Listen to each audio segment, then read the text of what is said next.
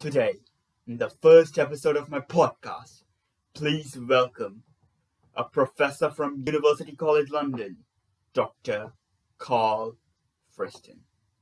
Dr. Karl Friston is a pioneer in the field of theoretical neuroscience. His contributions to the field includes statistical parametric mapping and voxel-based morphometry. But his most significant contributions to the field of neuroscience is the free energy principle. It's a beautiful attempt to connect the fields of physics and mathematics with the fields of neuroscience and psychology.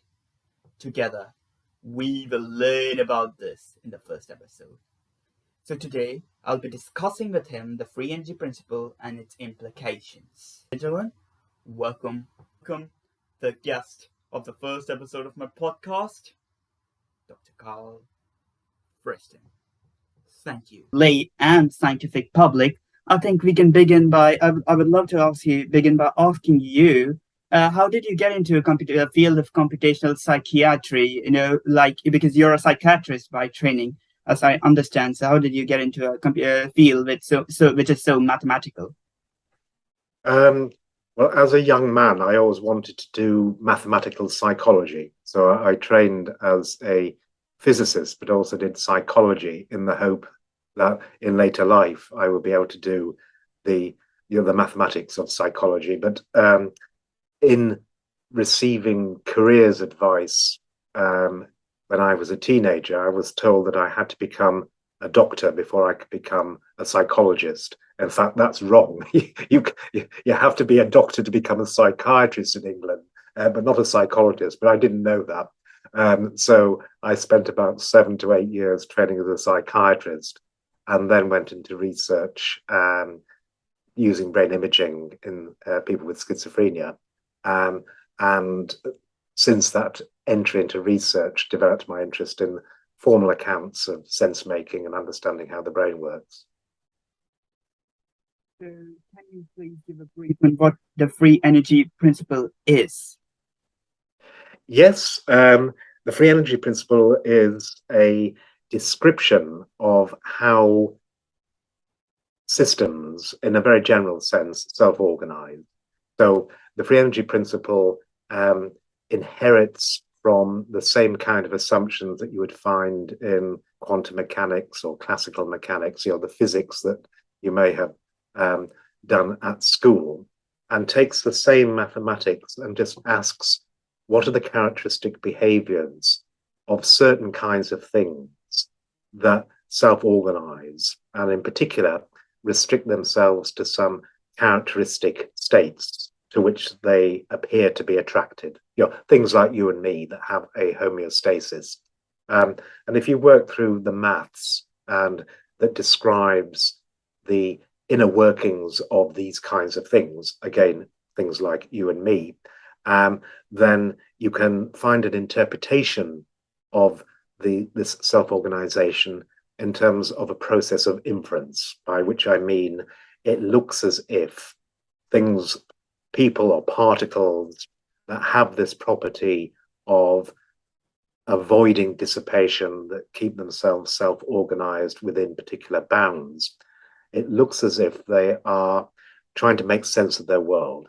They are effectively, well, you can describe this in a number of ways. You could describe it as minimizing free energy, where you can understand or read free energy as surprise, a measure of the implausibility of the kind of sensations that something like me would actually go and sample or be exposed to, like being very, very cold or very, very hot.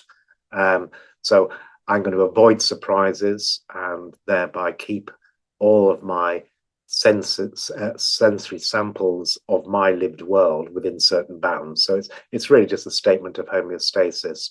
But you can generalize this notion of inference as minimizing surprise, sometimes also described equivalently as maximizing the evidence for our world models or our generative models of the world in which we're immersed or embedded.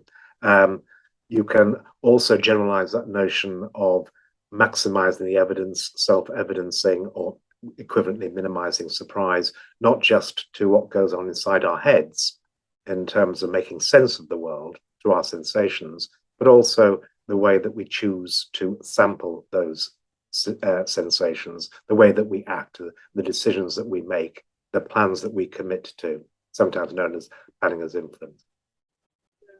I just want to follow up this with a question, whether an agent is perceiving the real reality that is existing outside, or is the agent perceiving the reality where the free energy is minimized?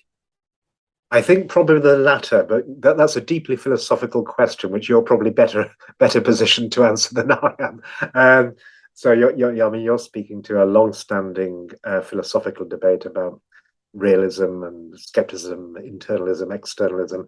From the physicist's point of view, I think that the latter interpretation is more useful. That we can't really see everything in the outside world. All that we have access to is the way that we sense that world, the way that we sample it with our eyes and with our skin and with our ears and all the receptors that both inside the body and on the outside of the body or in our ears.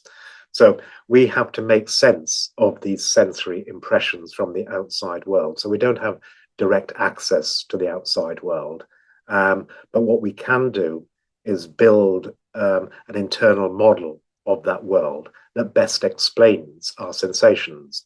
And if that model, that internal construction, that some often technically referred to as a generative model, that's generating predictions of what I would sense if my model was right, then you can see that updating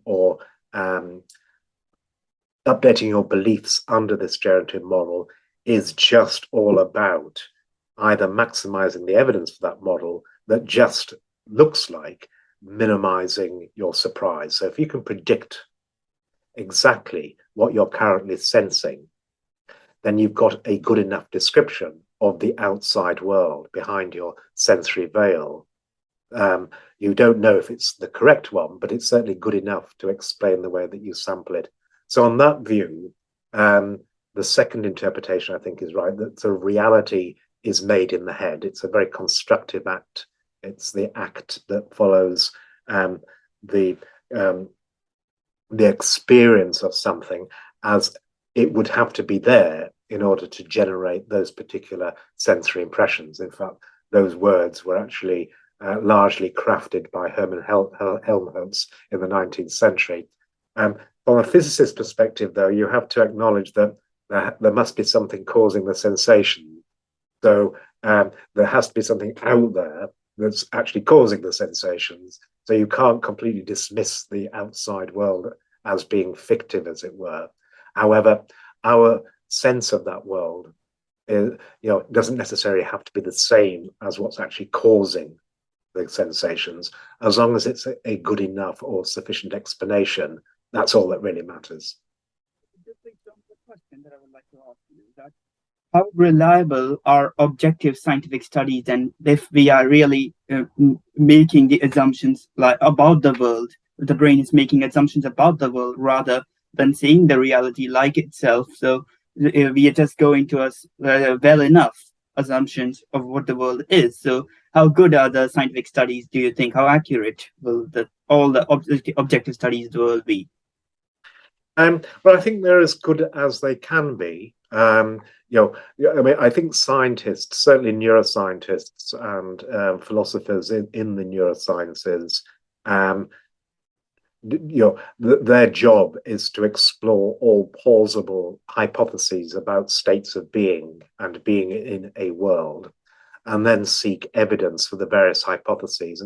And certainly over in the 21st century, there has been an open mind in terms of the different ways of understanding how we work, and specifically how our brains work, with many theories about the relationship between mind and brain, that people are earnestly trying to disambiguate among to try and identify the best hypothesis that explains how we experience our world.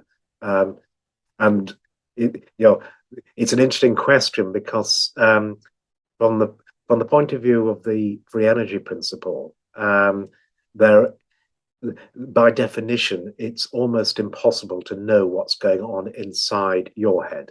So as I observe you, I cannot know what is happening in your head, simply because the whole point of you being you is that you preserve your individuation from the rest of your world. The very fact you exist means that you've got, if you like, a boundary. Technically, we call that a Markov blanket, but there's a boundary that separates you from the rest of the universe. And because of that boundary, I can't see behind that boundary in the same way that you can't see this metaphysical world, the reality on the other side of your boundary from the inside. So it's a very difficult problem when you ask, how can a scientist understand what's going on inside somebody's head? They can't really. They can peer behind this boundary, behind this blanket, using things like brain imaging, or they can do psychophysics experiments.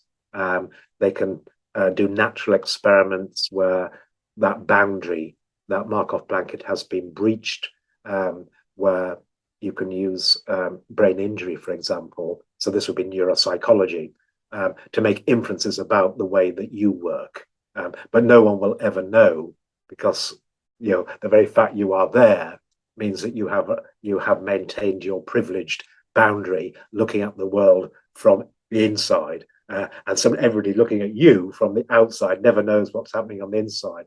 So it's exactly the same question you asked me. Will we ever know what's on the outside? Will we ever know there's a reality out there? I would say no, but exactly the same argument means that I'll never know what's going on the inside of your head.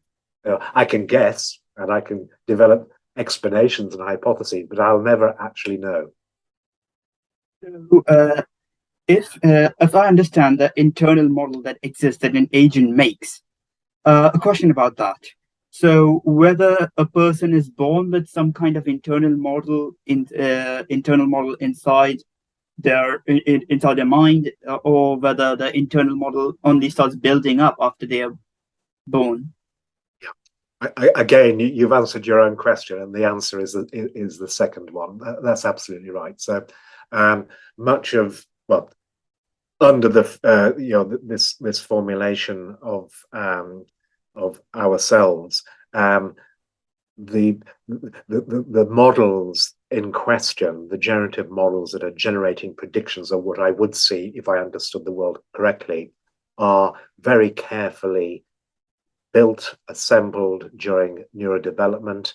They're certainly scaffolded with the right kind of potential to learn about the world by epigenetic processes and at an evolutionary time scale. But there's a lot of heavy lifting that a newborn infant has to do in terms of building and growing the right kind of model. And that itself depends, of course, upon having the right sort of pairing, the right mother, the right culture that will expedite and make as efficient as possible that learning. Of course, we're talking about sort of teaching your child right through to education in later life, and of course it never ends. We are always quintessentially curious creatures that are trying to learn more about the nature of our world, and of course our world is largely comprised of other things like us. So that basically means that part of this model building, the learning, sometimes referred to as structural learning in radical constructivism, statistically this would be Bayesian model selection, or selecting those parts of the model which are fit for purpose, that sort of on average minimize the free energy, or minimize the surprise, or maximize the sensory evidence for your particular model. So that's an ongoing process. And as you intimated in terms of growing up, it's a process of learning at many different time scales. So you can have learning almost in over a time scale of seconds to minutes in terms of sensory learning. you can have learning of the kind associated with procedural memory through experience-dependent plasticity that would be mediated by things like long-term potentiation of connections in the brain, consolidation of the wires and the associations physically instantiated in terms of connections between brain cells. But you also get the very slow neurodevelopmental changes as certain connections kick in, and indeed you start to prune redundant connections, possibly during sleep, but certainly as you get older and wiser, but less flexible, once you find your good model for your lived world. My question is whether the free energy principle can be expanded from an agent level to a global level. Can it explain the dynamics of two interacting systems, or on a collective, a society, or a community? Yeah, that's a really prescient question, which a lot of people are focusing on at the moment, sort of under very different guises. The notion of distributed cognition, the notion of multi-agent games, the notion of intelligent ecosystems, wanting to understand what would happen if you put two free energy minimizing systems together, or a whole ensemble or population. So what generally happens is that because each member of an ensemble, say a population, is trying to minimize their long-term surprise to make the world as predictable as possible, what tends to happen is that when you put two of these free energy minimizing systems together, because of their curiosity and because of this inherent drive to minimize surprise and to maximize confidence in your understanding of your world, then you become mutually predictable. So you sort of converge on the same internal model, the same generative model, the same narrative. So you come to share the same narrative, and that's expedited in terms of sort of cultural niche construction or evolutionary developmental psychology, for example, by language and by communication. So all of these things are in the service of trying to find a shared narrative, a common ground that can be read from the point of view of the physics of self-organization among multiple agents as simply making the world as predictable as possible. So if I can make you like me and I can become like you, then we both become mutually predictable and unsurprising, and that is a joint free energy minimizer. That sort of generalized synchrony, that harmony between multiple agents, is the state of affairs that minimizes the joint free energy over all of the individuals in question. From a maths perspective, it's again a very interesting question, because you could argue, and there may be exceptions to this, but you could argue that the free energy in question is what's called an extensive quantity. And what that simply means is that the total free energy of lots of things is just the sum of the individual free energies of the components of that ensemble, which means that if I want to minimize the joint free energy of a set of conspecifics or a family or an institution or a population, then that is entirely consistent with just minimizing the free energy of any individual constituent of that population. Interesting. So this can actually expand. I was just thinking whether this can actually expand that. All right, the thing. So the general good behaviors in society, like altruism, which is existing, is only because we are trying to minimize surprise on a mutual level. So does it actually warrant credit if we are altruistic, and if a person is altruistic in nature, because it's a natural state that it's trying to minimize the free energy, and the person is trying to be altruistic. Yes, well, I don't think it minimizes. I think altruism is an emergent property of this, joint imperative to minimize surprise. But you could also say it is maximizing evidence. So, we are curious creatures, and we're trying to maximize the evidence for our constructs of the world. And if we do that together, part of that will look as if it is altruism, because I am curious about you and you are curious about me.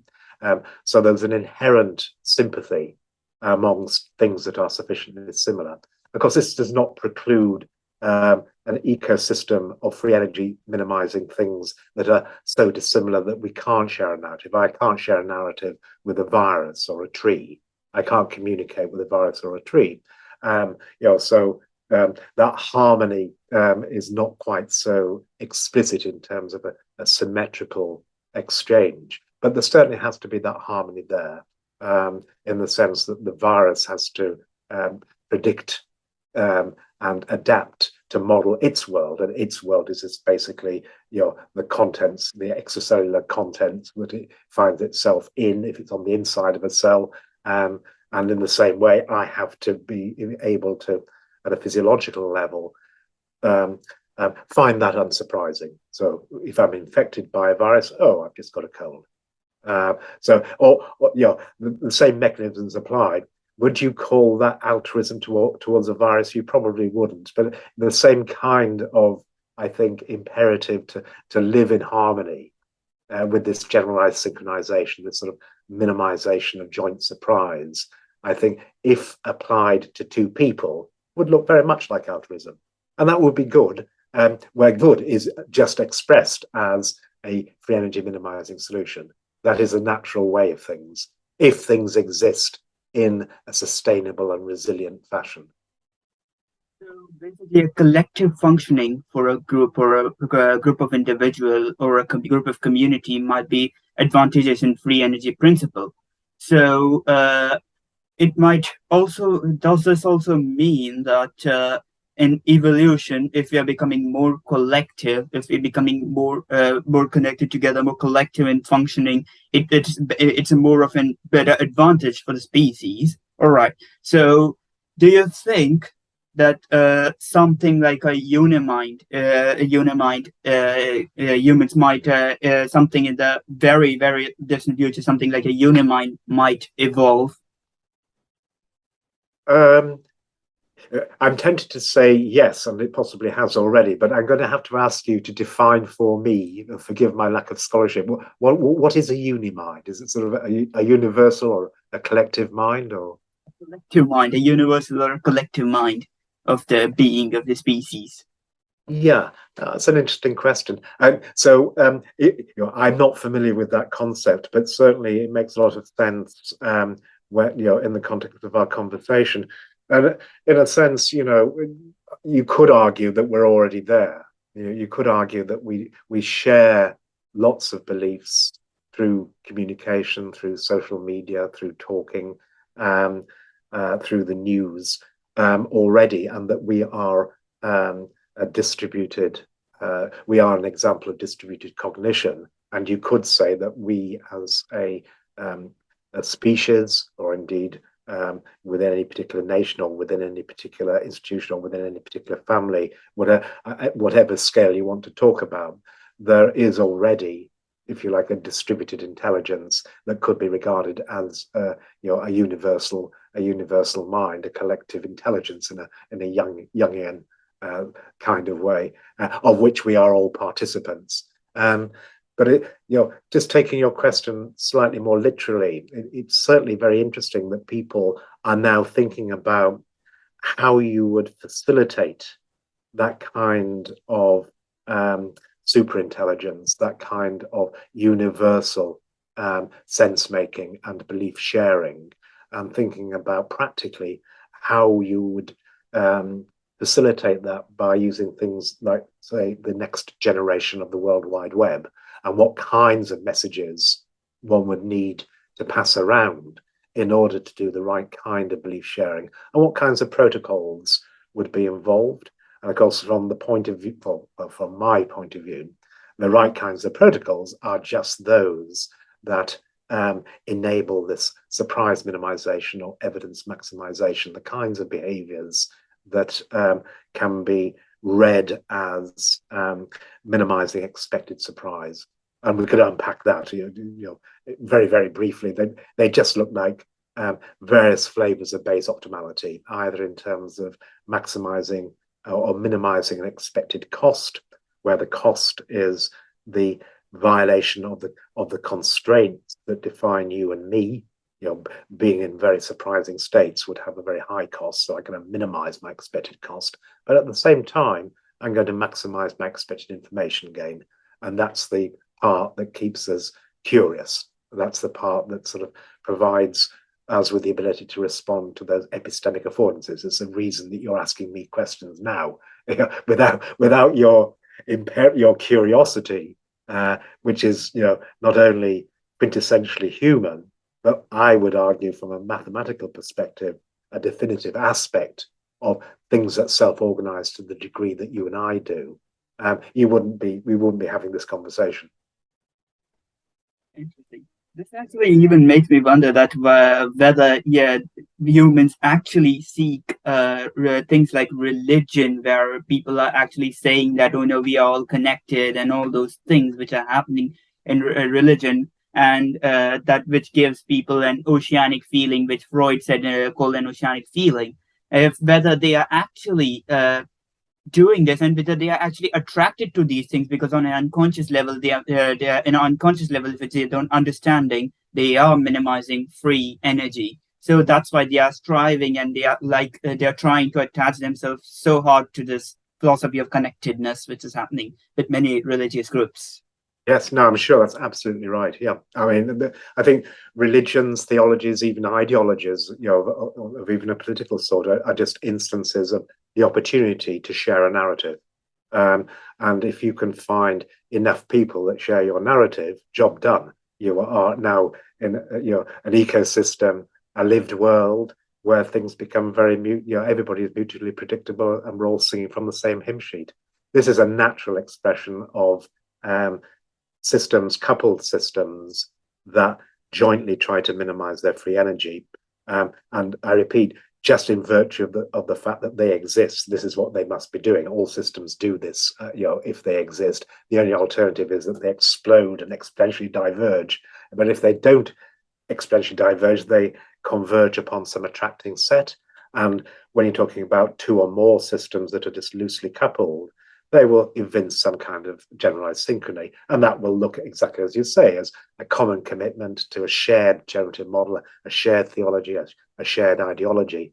And provided there isn't a third random dynamical system that is sufficiently similar, then that harmony, that generalized synchrony will ensue and persist for as long as it's unperturbed.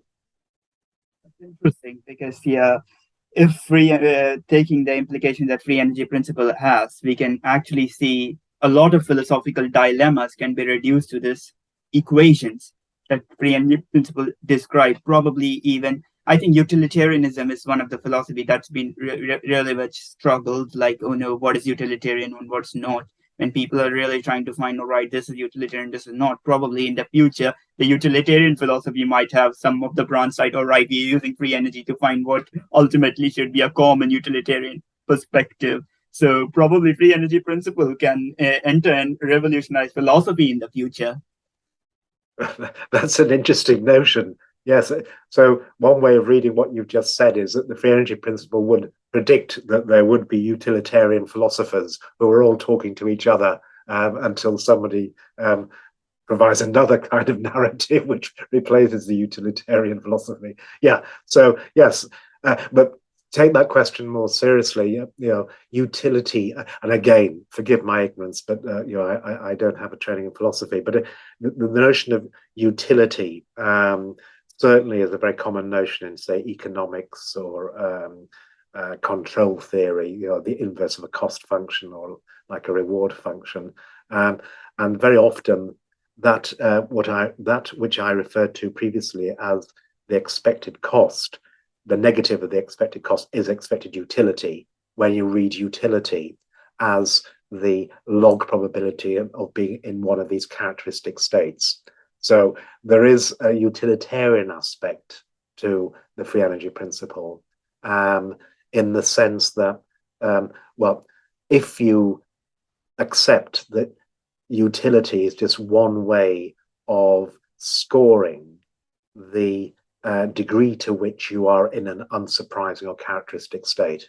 So, this doesn't have to be a sort of philosophical or a personal propositional state. It can be a physiological state. So we come back to the notion of homeostasis. That homeostasis is utilitarian if you interpret utility in a particular kind of way.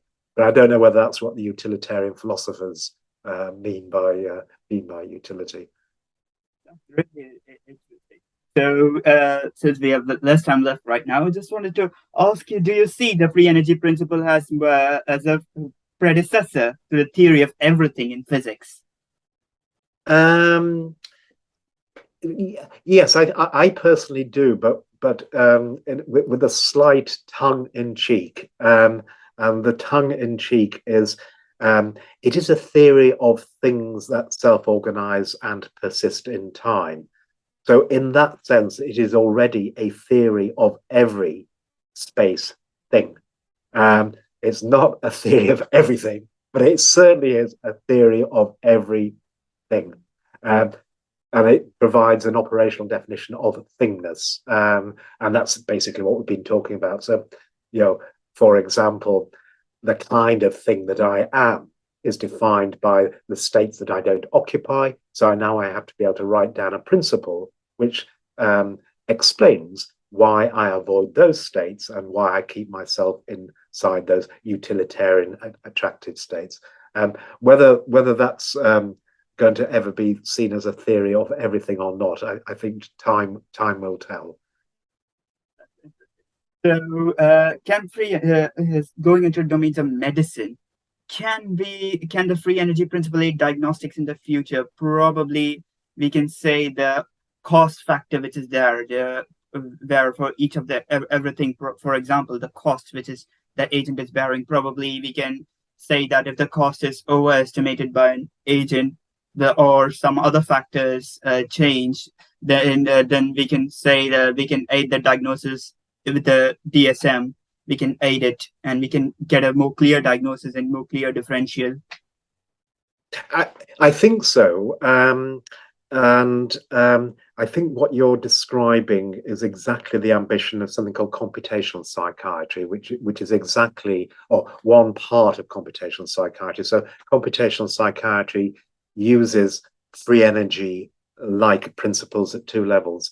It can either use a realization of the free energy principle purely in terms of data analysis. So there are lots of data analysis schemes, time series analyses, where your generative model is actually a statistical observation model of your experimental data, and then you optimize your model with respect to the variation of free energy, also known as an evidence lower bound in machine learning.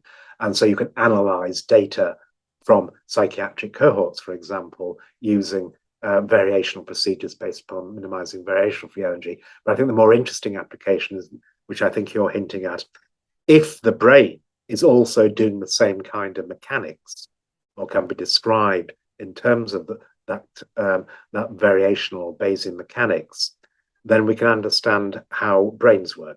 And if we can understand how brains work, we can understand how they become out of tune with their environments. And we would see that or read that as having one of a number of different psychiatric symptoms or syndromes.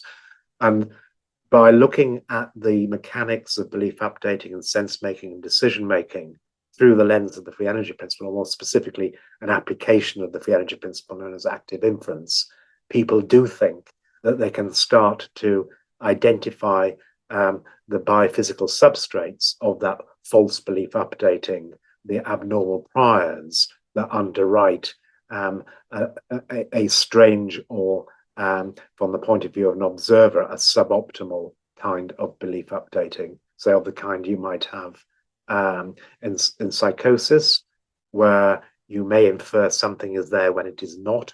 For example, an hallucination or a delusion that you believe it's there, but it is not there in the outside world from the point of view of a third party, the doctor.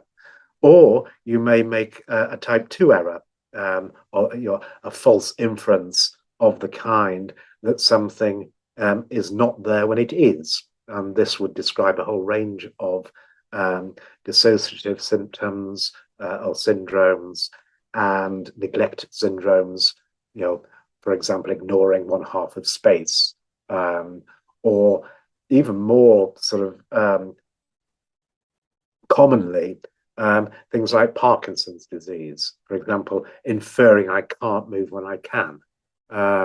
So, which would be expressed as a bradykinesia or slowness or absence of movement, for example.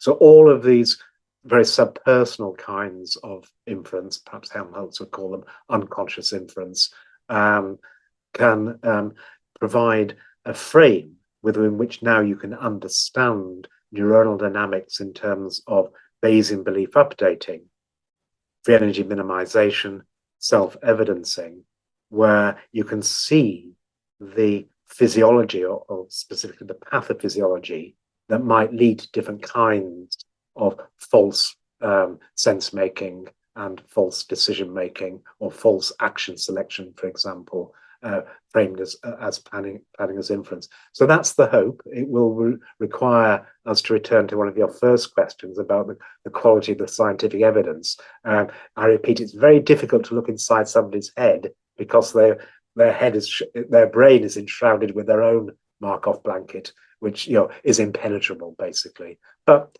you can start to model people in silico, creating digital twins of people effectively, and try to adjust the digital twin so that it reproduces the same kind of behavior or responses as measured electrophysiologically as the real person or possibly patient, and start to think about a personalized approach to understanding false belief updating, false learning, or aberrant inference and aberrant learning in this syndrome, and thereby, as I say, have a more mechanistic ontology as opposed to the descriptive DSM-3-like ontologies that we currently appeal to. That's not to dismiss the descriptive ones. That they are crafted and selected with centuries of careful and compassionate clinical observation.